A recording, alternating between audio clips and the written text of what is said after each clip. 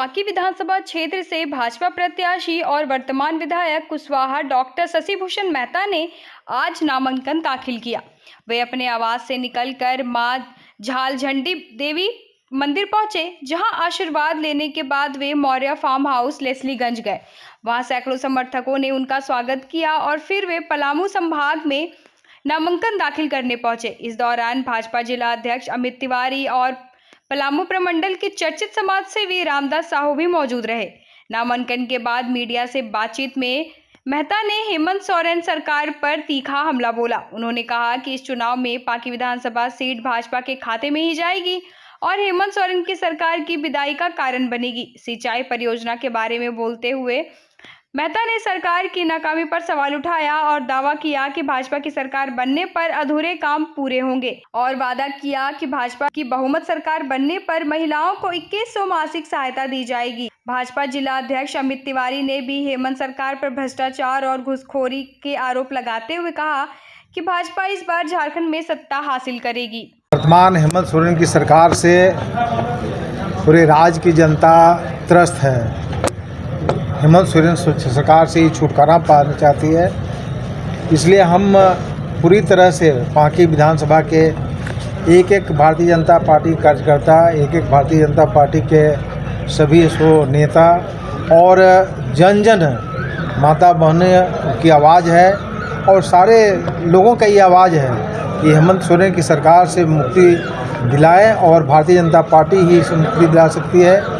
इसलिए हम तमाम लोग भारतीय जनता पार्टी के सभी लोग आश्वस्त हैं कि ये भारतीय जनता पार्टी की जीत सुनिश्चित होगी और हेमंत सोरेन की विदाई होगी और आने वाले समय में भारतीय जनता पार्टी के नेतृत्व में एनडीए की सरकार बनेगी। अगर आपकी जीत होती है तो इसके बाद आपका क्या मतलब कि प्लान रहेगा, क्या विकास क्या मुद्दे रहेंगे?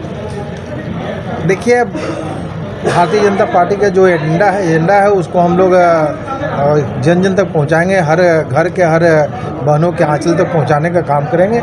इसके साथ साथ पांकी विधानसभा का एक महत्वाकांक्षी योजना है जो अभी तक है सो अधूरा है, जिसमें चाको, पीरी, सोनरे और जमुने की सिंचाई परियोजना करीब 350 करोड़ का है।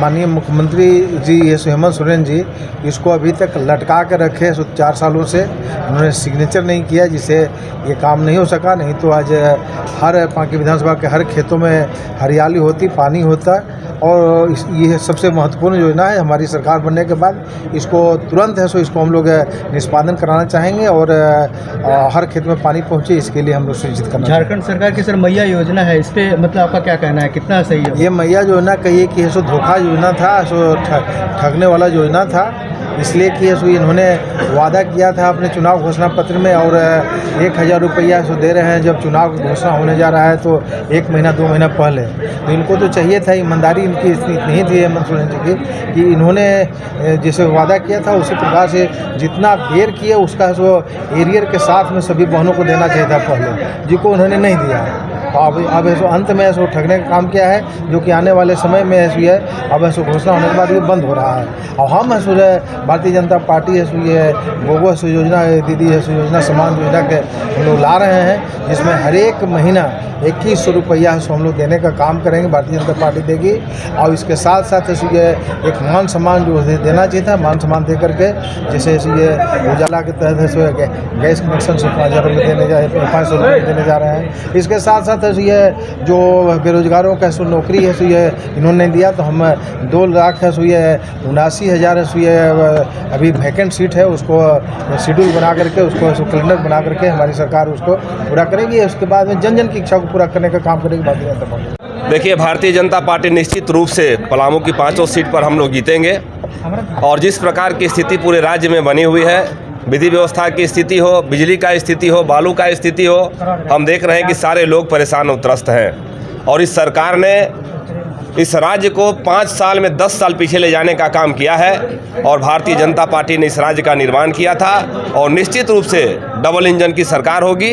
और तेजी के साथ जिस प्रकार से रघुवर दास जी के नेतृत्व में जो सरकार 2014 से 19 तक चला था, अब तुलनात्मक रूप से सारे लोग उसका अध्ययन कर रहे हैं, उसी रफ्तार से स्पष्ट बहुमत की सरकार बनेगी और 5 सीट बड़े मार्जिन के साथ जीतकर हम लोग यहाँ झारखंड में सरकार बनाएंगे।